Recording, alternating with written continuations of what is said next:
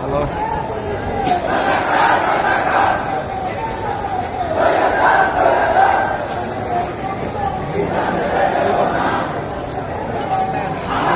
বরফ কি করছো হেডি? এটা অল্প অল্প দুই তিন অল্প অল্প ছোট একটা বরফ দেখছো তো এক পাড়া লইবি।